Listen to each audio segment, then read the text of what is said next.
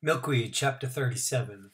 Before I begin reading, I'm going to let you know our story is going to start speeding up and things are going to begin to happen really, really fast as we move towards the liquidation of the Warsaw Ghetto. Chapter 37. Janina was the first to hear it. We had just wiggled through the hole back into the ghetto, and my pockets were stuffed with chunks of rotten cabbages. "What is that?" she said. We listened. In the black distance, there was a faint sound of metal clanking and screeching. "I don't know," I said. "It's the trains!" she yelped. She ran. She ran stupidly down the middle of the street, ignoring the shadows. Onions bounced from her pockets, and I ran after her. The clanking and the screeching became louder. "Janina, stop!" I tried to shout without shouting. Curfew began when the sun went down, and nighttime was dangerous for everyone, not just smugglers. I caught her, and I held her by the arms as she tried to kick me. I wanted to hit her, but I was afraid to let go of her. "They'll shoot you, you stupid girl!" I felt her shoulders slump, and she relaxed. She was giving up. I let go, and she turned suddenly and raised on her tiptoes and bashed her forehead into my nose. I howled, and tears leaped to my eyes, and when I finally managed to see, she was gone. "Good," I whispered. "Stupid girl." I threw a stone, and I shouted as loud as I could, "Stupid girl!" I tried to go home. I tried to sit in the shadows and wait for her to come back. And in the end, all I could do was start walking towards the noises in the night. The noises were coming from Stovky Station. Side note, Stovky Station is the train station right outside of the ghetto walls in Warsaw. The noises were coming from Stovky Station, the railroad yard, just on the other side of the wall. I had long since discovered that the two-brick hole I used nightly was not the only one in the wall.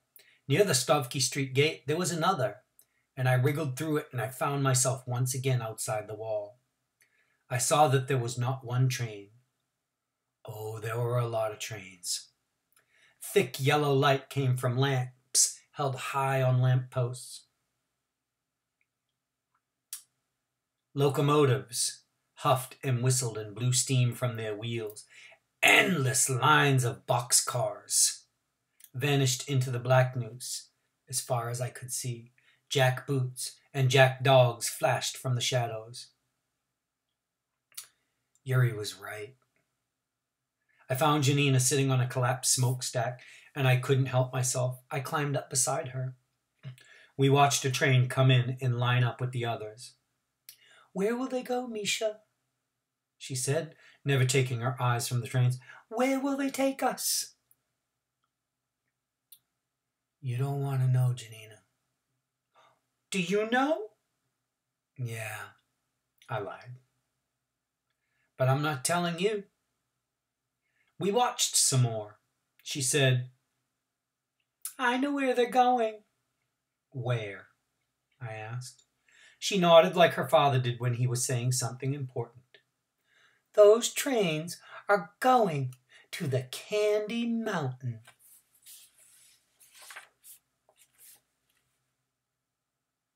The next day, we said nothing of the trains. We didn't have to because everyone in the ghetto knew.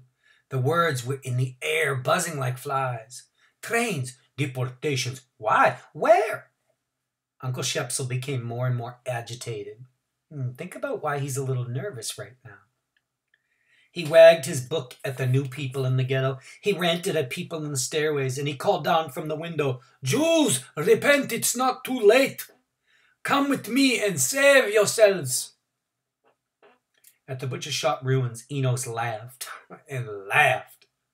He stood on a pile of bricks and spread his arms and shouted, "They're doing it! They're really doing it!" The piper marched in the streets, calling everyone to the Candy Mountain. Sounds of singing came through the open windows of the orphanage. All eyes and ears turned toward Stovky Station. Even the mourning corpses on the sidewalk seemed to be listening. 2 nights after we saw the first trains, as we returned from the garbage cans of heaven, we heard the sounds. There were gunshots. There were whistles and screaming and dogs. And when we came to the 2-brick hole, we peeked through, our heads pressed together, one eye apiece. People were going by, many of them, down the middle of the street. Everyone was carrying a suitcase. And my first stupid thought was, parade. And then I saw the jackboots poking them with rifles and the dogs lunging and snapping. And the people went by so slowly, and their feet seemed to slide along the street, not walk, slide. They did not look like they were going to the Candy Mountain.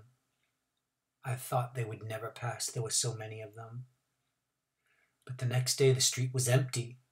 Voices in the stairway in the courtyard said, "There is a quota." Side note, a quota is a certain amount. "The trains must take 5,000 Jews every day." Voices, "No, 10,000. Yeah, until..." And then someone said, "Resettlement." What did he mean, resettlement? What resettlement? "They have had enough of us here," said someone. "They are sick of us. They are kicking us out. They are sending us to the east to resettlement. We will have our own villages, nobody but Jews." The word resettlement took the place of the word deportation. "Still," said Uncle Shepsel, "it is better not to be a Jew in the first place." And the jackboots came in the day, and they came in the night, and the whistles blew, 1 block, 1 street at a time. Slishka Street, gone. Panchka Street, Twarda Street, every day, every night, the slow gray parade of Jews shuffled towards Stavky Station. The people on the stairway muttered, "Resettlement, resettlement. We will be free." "I will mend shoes again." "Yes, and we will eat." The people looked into each other's eyes and nodded and said, "Yes, yes." But still they didn't go outside. The streets remained empty, except for the piper, calling people to the Candy Mountain. Side note, the reason the people don't go outside is deep down they know that wherever they're going is not good. Sometimes when Janina and I climbed down through the people on the stairway at night, a voice would say, "Do not go, you will miss the resettlement." Then, Shaglana Street, Klozhna Street. One day, Mr. Milgram said to me, "Hey, stay close to Janina wherever you go. Every second, day and night, stay close to her." His hand was on my shoulder. I was shocked. Not that he knew she went out with me at night, but that he was allowing her to do so. Side note, Janina and Misha right now are their connection to life, their only source of food. There was one thing Mr. Milgram did not know: how much his daughter loved the trains. Every night when we crawled back through the hole to the ghetto, she ran for the courtyard. She dumped her food under a porch where she could get it later, and she ran off to the hole in the wall near Stavky Street Station, and she squirted through that hole back to the other side. I remember Mr. Milgram's orders. I had no choice but to follow her. Night after night we did this. We stood at the end of fallen smokestacks and stared at the trains coming into Stavky Station and leaving. The parade of people climbed into the boxcars, the screech of the wheels, the clack of dogs' teeth, the locomotives coughing like dying Jews. In the days I went to the butcher shop ruins, but the boys, they were disappearing one by one. "Where's Faraday?" I asked. "Where's Kuba?" There was never an answer. Had they taken Yuri's advice? Did they run away? Were they on the other side of the wall running? Were they hanging from lampposts with signs around their necks? Were they in the sewers? Had Bufo found them? Faraday, Kuba, Chaninos, one by one, until only Big Heinrich was left. He was clumping after the piper, and I saw jackboots pointing at them. Nobody came to take pictures anymore.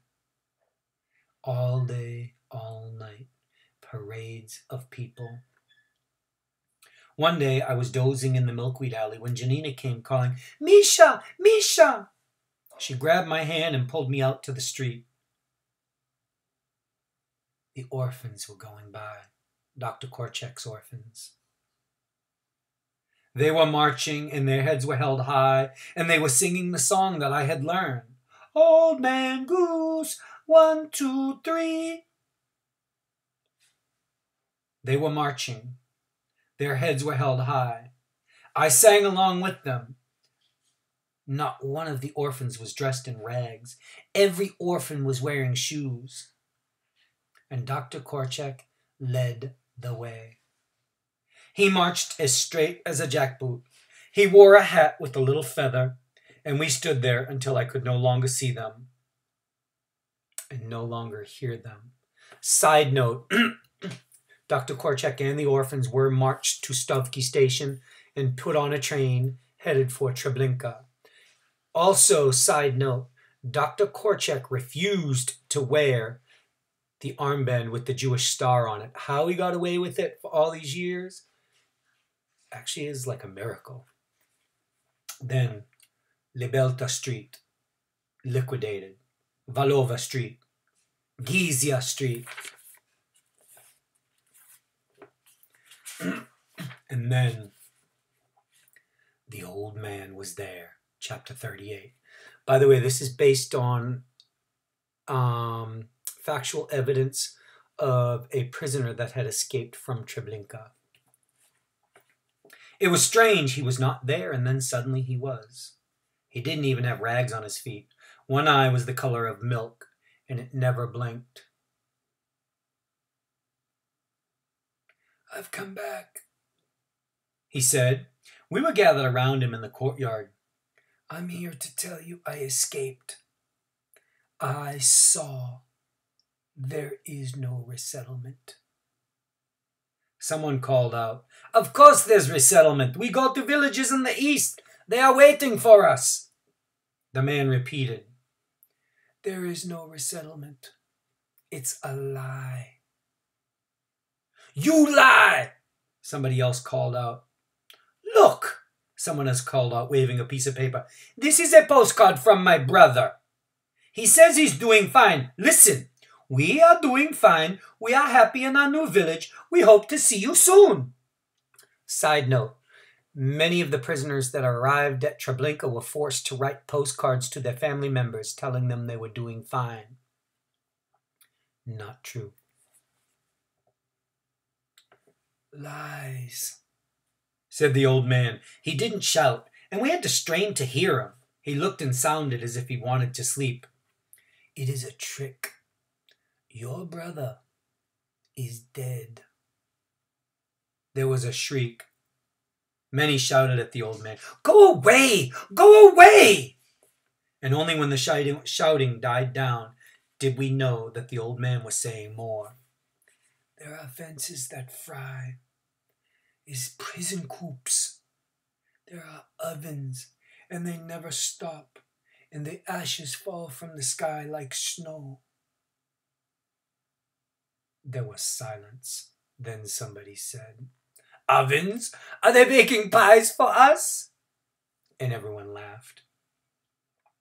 "Ovens for what?" came another voice. The old man raised his head. His milky eye turned to the speaker. "For you." Silence again, and then a louder burst of laughter. "You are crazy, old man! We have postcards!" The old man wobbled, and I leaned my shoulder into his hip to hold him up. Above me I heard his ragged breathing. The people waited for him to say more. But he only turned and he walked away. A voice, Uncle Shepsels, cried out, Jules, repent! It is not too late!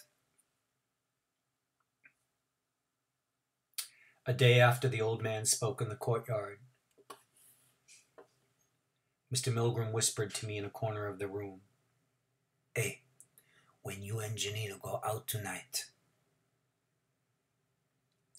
I want you to stay on the other side. I want you to run away, Misha. Do not come back. Keep Janina with you. Take her hand. First Yuri, now my father? But Tata, Janina wants to go on the trains. She wants to go to the Candy Mountain. Mr. Milgram's eyes slowly closed. Like Janina's, his eyes had become enormous, as if to hold his sadness. Misha, there is no Candy Mountain. And at that moment, I knew. I knew what the old man in the courtyard had been telling was the truth. And I understood why Mr. Milgram did not forbid Janina to go out. He knew that when the parade to the trains came by, a child might be safer away from home. He stared into my eyes and he gripped my forearm. Take her hand, Misha. Keep her with you. Make her go. Take off your armbands and you run. Run until it's daylight. And then you hide and you run at night. He squeezed my arm so hard I would have thought he was trying to hurt me if I hadn't known better. Misha, do not bring back food tonight. Do not return to the ghetto. Run. Run. That night, Mr. Milgram was not sleeping when we got up to go. He pressed us into himself for a long time and hugged us. I think he was crying. He whispered words into our ears that I did not understand, and he let us go. When we got to the other side that night, I took Janina's hand as Mr. Milgram had told me. And at first she said nothing. And when she saw we were not stopping at garbage cans, she planted her feet and said, "Where are we going?" "I don't know, Janina. We're just going." She yanked her hand out of mine and stomped off. I went after her and grabbed her hand back. Janina, Tata said to come with me." "Where?" "Away from here. Now, run." I started to run, pulling her along, and she jammed her heels into the sidewalk, and she screamed and kicked me. And just when I thought she was finished with me, she spat on my shirt and stomped on my foot, and I screamed, and she ran off. We didn't go to the trains that night. We returned to the room with brown cabbages and fat. Mr. Milgram was still awake. He squeezed my arm and shook me. "What did I tell you to do?" I could not see his face in the darkness, but his voice was furious. I think he wanted to smack me. Then he pressed us into him. This is how it went for a number of nights. Mr. Milgram would tell me and then both of us to not come back, to not return. Janina refused to obey. We returned to the furious voice and the smack that never came. Zamenhof Street, liquidated. Mila Street, Lubecki Street. And then one night we could not get back into the ghetto.